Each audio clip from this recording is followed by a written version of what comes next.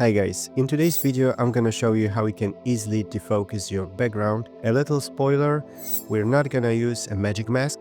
However, this is not a free solution, you still need studio version to make it works. But before we start, take a second to tap subscribe and like if you haven't already, and let's begin.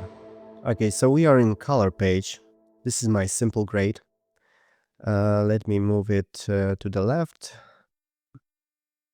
And we're gonna create two more serial nodes, so Alt S.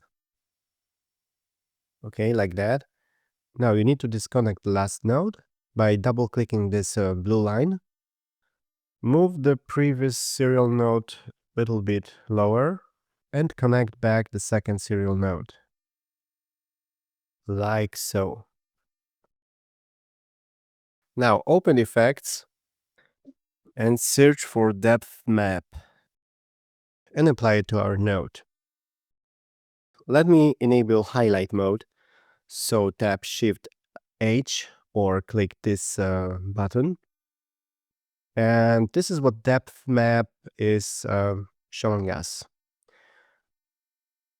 I will disable depth map preview and I will invert it because I want to blur my object that is closer to the camera and blur the background. So I need to invert it. And what you need to basically do is adjust far and near limit. And that should be basically it. So let me enable adjust map levels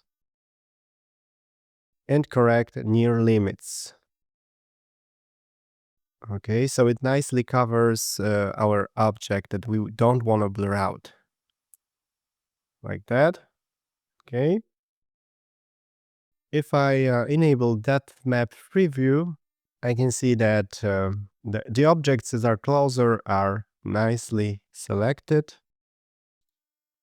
And now we can connect the alpha output to the alpha input of our second node. Like so. Okay, so now in the second clip, search for lens blur and apply it to the node. Okay, let me right now disable highlight mode, so Shift H. This is before and this is after. The blur is not actually looking natural. Maybe there's something wrong with our depth map. Yeah, I think I went too far with the far limit. Yeah, like so it's better. So this is before, this is after.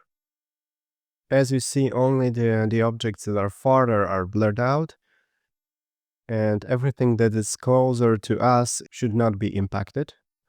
Okay, so last thing you want to adjust is lens blur settings.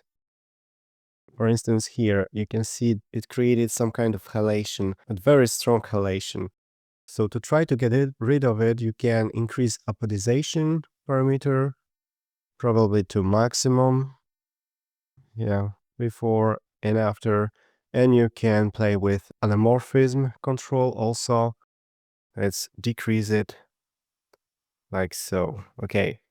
Of course, it's not 100% bulletproof, but it's much more consistent than magic masks or any other tool to blur out the background. For instance, you've got the focus background effect. However, it relies on the mask that you need to create, for instance, using magic mask. And magic mask is not so consistent and satisfying when objects are moving a lot. So this is how our first example looks.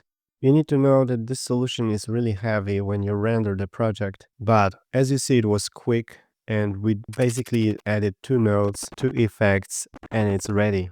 I think this solution is the most reliable one, easy and fast, and you don't need to key anything. Okay, let me show you another example, maybe with a car. So again, this is my grade. I will move it to the left and I will add two serial nodes. I will disconnect this one and connect it like that. In here, I need to create a depth map. So from effects, I search for depth map. I drag it over my first serial node. I enable highlight, adjust my map levels. You need to also invert it. Okay. Adjust my map levels like so. So right now we're gonna blur everything that is not black, right? Let me disable depth map preview like that. Looks pretty much decent. And I connect my alpha with the second serial node. Let me disable highlight mode. And in here I search for lens like so. And boom. So this is before, this is after. And as before, you can get rid of this halation by increasing apodization. Of course, this is post-production solution. If you want to add blurry background, better idea is to shoot with a full frame, for instance, or a brighter lens. But anyway, I wanted to show you how you can do it in post, and this method seems the fastest one and the most reliable one. Okay, that would be it. Don't forget to leave a comment if it was helpful or not, or what you think about this way of blurring background. Check out my other tutorials. Cheers and see you in the next one.